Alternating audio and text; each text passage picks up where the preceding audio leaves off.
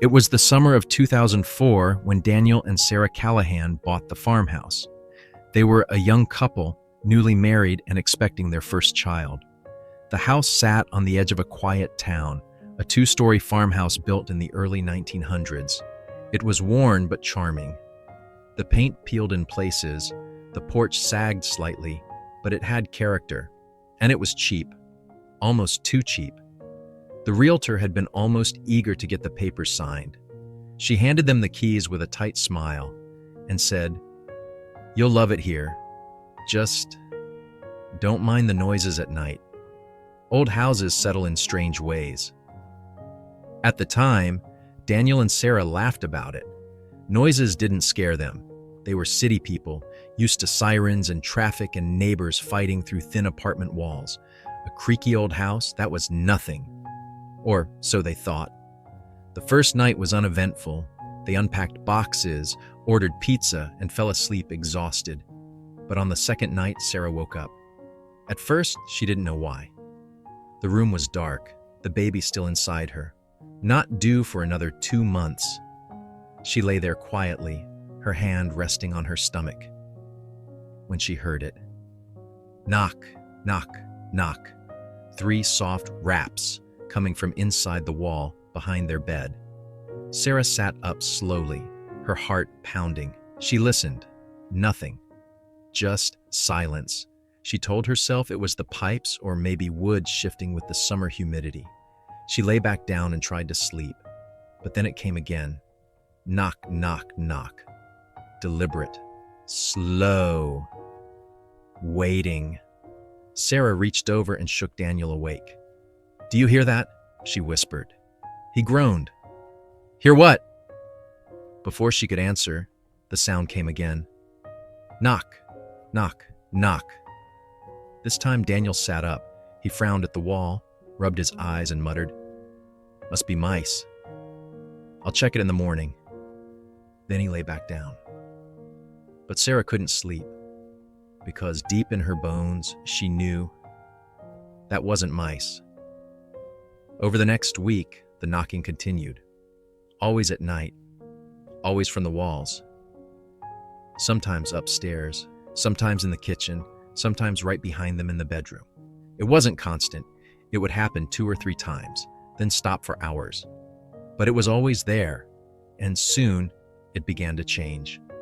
At first it was just knocking, but then it began to respond. One night, Daniel, half awake, half annoyed, knocked back. He rapped twice on the wall. The house went silent for a long moment. Then, slowly, knock, knock. 2 knocks, perfectly matching his rhythm. Sarah's blood went cold. "Don't do that," she hissed. But Daniel tried again. 3 knocks this time. The wall answered with 3 knocks. And then, as if it was mocking him, it added a 4th. Knock, knock, knock, knock. From that night on, the knocking grew bolder, louder, closer. It followed them from room to room, as if something inside the house was learning them. Sarah started noticing other things too. The air in certain rooms would turn ice cold, even in the middle of July. Their dog Max refused to go near the basement door. He would stand there growling, the fur on his back standing straight up. And sometimes, late at night, Sarah swore she heard whispers. Not words she could understand, just faint, urgent murmurs seeping out of the walls. One evening, Sarah was sitting in the nursery they had just painted. She was folding baby clothes when she heard soft tapping on the wall across from her. Tap, tap, tap. She froze, staring at the freshly painted wall. Then slowly, the tapping began to move, upward, like invisible fingers dragging along inside the wall. Her skin crawled. She stood, backing away, when suddenly, bang! A single deafening slam shook the wall. Sarah screamed. The folded baby clothes fell to the floor. Daniel came running in, demanding what happened. But when she explained, he only sighed. "It's an old house, Sarah. You're stressed. You need to rest." But Sarah knew what she felt, what she heard. And deep down, Daniel knew it too. He just didn't want to admit it. Things got worse after the baby was born. Little Emma was only a week old when the knocking grew violent. Sometimes it came from inside the nursery walls. Sometimes it echoed through the ceiling above her crib. One night, Sarah walked in to check on Emma and nearly dropped to her knees. Every single picture frame on the nursery wall was tilted sideways. Except one. The one hanging directly above Emma's crib. That one had fallen to the floor, the glass shattered. And written in the dust beneath it, in long, jagged streaks, were 3 letters, Y-O-U. By now, Daniel was no longer pretending it was just old pipes. He couldn't explain how the words got there. He couldn't explain why the knocking now followed him even at work. Faint raps on his office walls, taps behind the vending machine, whispers in the elevator. It was like the house had attached itself to them. The breaking point came one stormy night.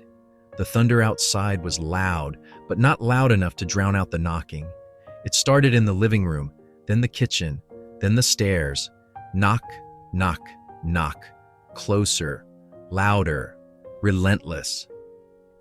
Daniel grabbed a flashlight and stormed into the hallway, shouting, "What do you want from us?"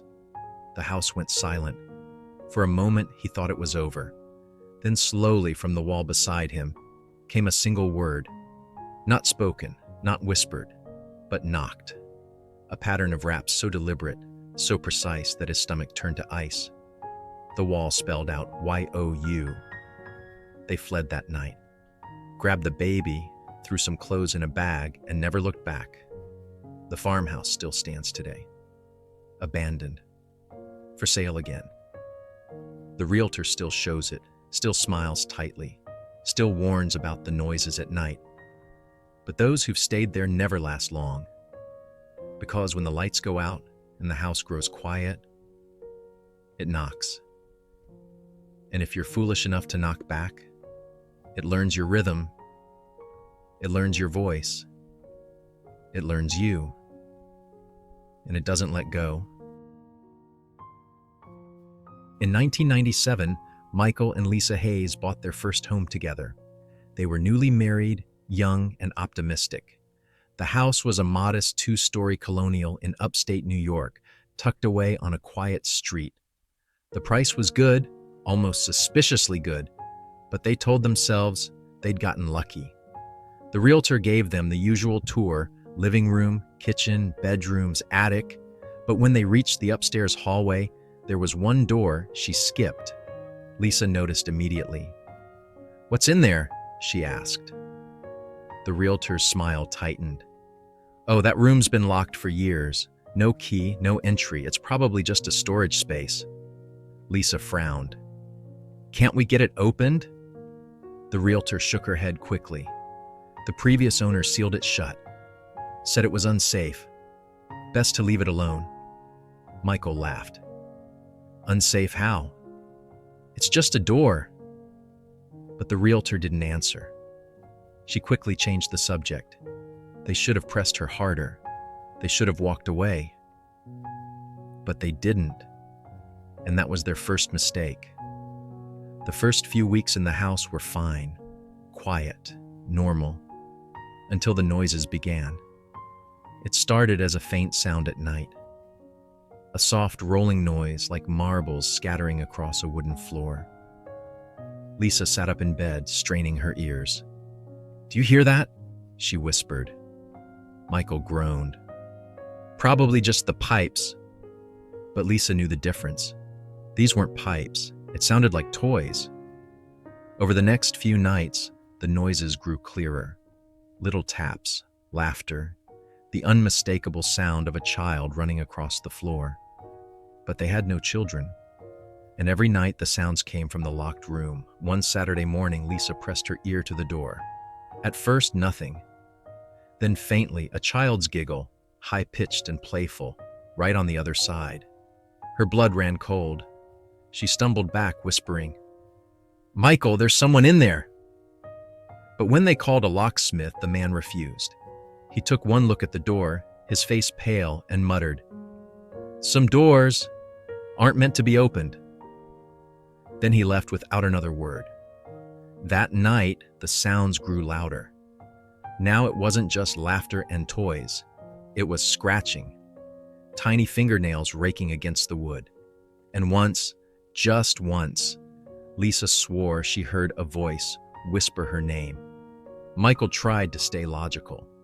It's just the house settling. Old houses make noise. But even he couldn't explain what happened the following week. They woke at 3 a.m. to the sound of crying.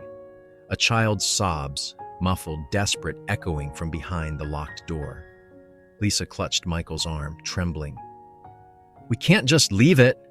What if there's really a child in there?" Michael stared at the door, his heart pounding. He knew it was impossible. But the sound of that crying, it was so real, so human. He grabbed a hammer. The wood splintered with each blow. The sound of crying grew louder, more frantic. Lisa covered her ears, begging him to stop. But Michael kept going, driven by something he couldn't explain. Finally, the door gave way. They held their breath. Inside was nothing. Just a small, dust-choked room. Cobwebs in the corners.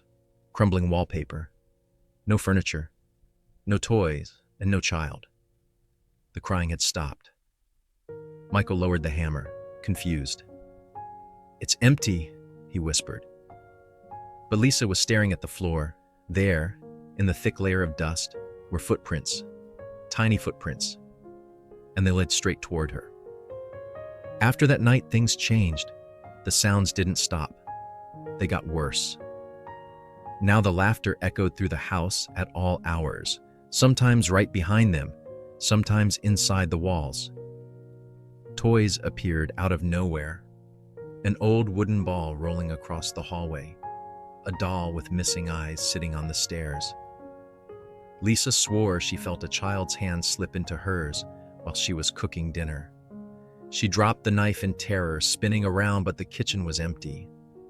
Michael began having nightmares, dreams of standing in the locked room surrounded by children's voices whispering his name. Sometimes he woke to find scratches on his arms, fresh and bleeding. One night, Lisa woke to find the bedroom door open. She could hear the sound of humming, soft, sing-song like a lullaby coming from the hallway. She shook Michael awake, whispering, "Do you hear that?" He did.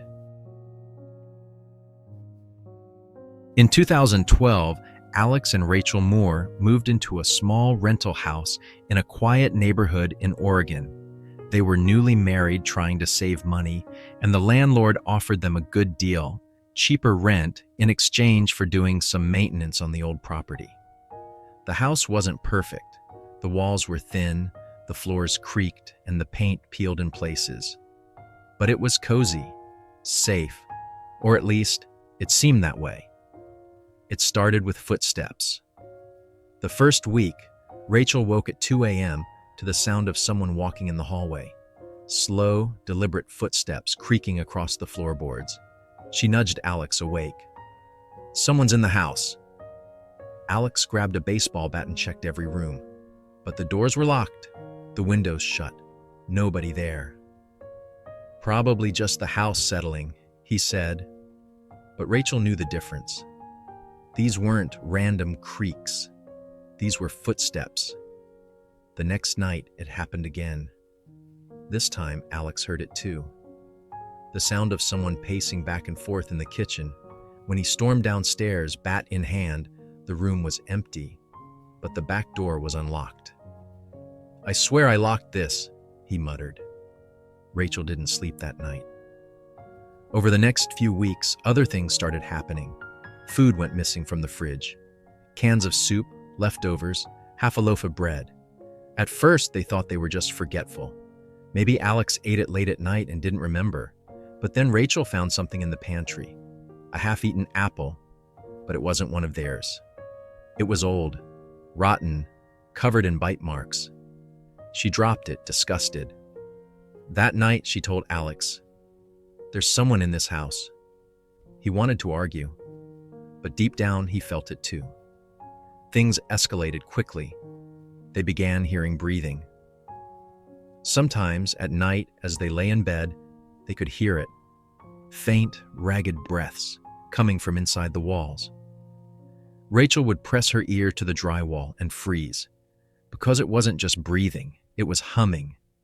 A low, tuneless hum, like someone trying to remember a lullaby. One morning, Alex went to grab his work boots from the closet, but when he reached inside, he yanked his hand back in shock. The boots were filled with dirt, and not just dirt, bones, tiny animal bones. He dropped them on the floor, staring at the mess. Rachel covered her mouth, trembling. "What the hell is going on here?" Alex didn't answer, because he had noticed something else. Inside the closet, scratched into the wood, were words, faint, jagged, childlike. "I see you." They called the landlord immediately. When he arrived, he looked nervous. "Strange things happen in old houses," he said. "No," Rachel snapped. "This isn't the house. Someone is living here, inside the walls." The landlord went pale. "Don't say that," he whispered. "Not again." But when they demanded answers, he left. He never came back. That night, they set up a camera in the living room, aimed at the hallway. The next morning, they checked the footage. For hours, nothing, just silence. But then, at 3:12 a.m., movement. A tall figure stepped out of the hallway closet, skinny, pale, his face hidden in shadow. He moved slowly, hunched, like he wasn't used to standing upright. He walked into the kitchen, opened the fridge, and ate cold leftovers with his hands. Then, he turned toward the camera and smiled. Rachel screamed when she saw the footage. Alex slammed the laptop shut. "We're calling the police, right now." But when officers searched the house, they found nothing. No man, no sign of forced entry, just a small hole in the drywall behind the closet. The officer peered inside with a flashlight. The beam caught something that made him recoil: a mattress, blankets, dozens of empty food wrappers. And scattered across the floor, human teeth. The police searched the crawl space for hours, but by morning it was empty. Whoever or whatever had been there was gone. For a while, things seemed to calm down. Alex and Rachel tried to convince themselves it was over, but the house had other plans. 2 weeks later, Rachel was alone, taking a shower. As the steam fogged the mirror, she heard it. Breathing, not hers, deep, heavy, coming from inside the bathroom wall. She froze, shampoo still in her hair. Then slowly, a word was whispered. Faint, raspy, right against the tile. "Rachel!" she screamed. When Alex came home that night, they packed their bags. They left everything behind. The furniture, the clothes, even their wedding photos. They drove until morning, too terrified to stop. The landlord never heard from them again. The house still stands, though no one lives there for long. Tenants move in, but they never stay. Neighbors say that at night, you can see shadows moving in the windows. And if you walk close enough, you can hear humming, low, broken, echoing faintly from the walls, as if someone is still there, waiting, watching, hungry. There are certain houses that feel wrong the moment you step inside, places where the air seems heavy, the shadows too deep, the walls too narrow, as if the house itself is aware of you and doesn't want you there. And that was exactly how Lauren felt the first night she moved into her aunt's old Victorian home in Massachusetts after inheriting it in 2016. A house that locals whispered about but never directly explained, only shaking their heads when it was mentioned. And though Lauren was skeptical of ghost stories, she couldn't deny the strange pull of the place. The tall, narrow windows that seemed to watch the street, the staircase in the center of the house that wound upward in a way that felt far taller than the building actually was. And that staircase, with its creaking wooden steps and twisted railing, would soon become the center of her nightmares. The first night was uneventful, but on the second, as she climbed upstairs to her bedroom, she noticed something off. The staircase seemed longer than before, stretching higher than she remembered, as though extra steps had appeared, though she shrugged it off, thinking exhaustion was playing tricks on her. But when she woke in the night to a faint thumping sound like footsteps on wood, she realized the noise was coming from the staircase itself. Slow, steady steps pacing up and down, yet when she opened her door to look, the staircase was empty, though she swore she felt someone just out of sight, waiting in the darkness below. Days passed and the house grew stranger. Doors opened into walls, hallways shifted in length, and always, the staircase seemed to grow taller, the top step fading into shadows that didn't belong. One evening, determined to face it, Lauren began to climb. She counted each step carefully. 32, 33, 34, higher than the house should allow. Her heart raced as she realized she was still climbing, that the air was colder here, heavier, as though the house was pulling her upward. She turned to go back, but the staircase below stretched endlessly downward. No landing, no hallway, just more steps, winding into a black abyss. Panic surged as she realized she was trapped, stuck in an infinite loop of creaking wood and suffocating silence. And then she heard it, the whispering. Faint voices rising from the walls, murmuring in languages she didn't understand, overlapping and growing louder, until she clutched her ears, trembling, begging for it to stop. But the voices only laughed, distorted and cruel, echoing endlessly up the stairs. Hours passed, or was it days? She climbed until her legs ached, until her throat was dry, until she collapsed against the railing, staring into the shadows above. That's when she saw them. Faces. Dozens of pale faces pressed against the wall, eyes wide, mouths open in silent screams, watching her with expressions of eternal suffering. She stumbled backward, her foot missing a step, and she fell, down and down and down, screaming into the void, her body twisting, the faces following her descent, their whispers turning into shrieks of laughter. She hit the floor with a jolt, gasping, and to her shock, she was back in her bed, drenched in sweat, her heart pounding, convinced it had all been a nightmare. But when she glanced at the clock, the hands spun wildly in circles, time unraveling before her eyes, and from the corner of her room, she saw it. The staircase. Not in the hallway, not outside her door, but inside her bedroom. Its steps reaching upward, impossibly tall, vanishing into the ceiling.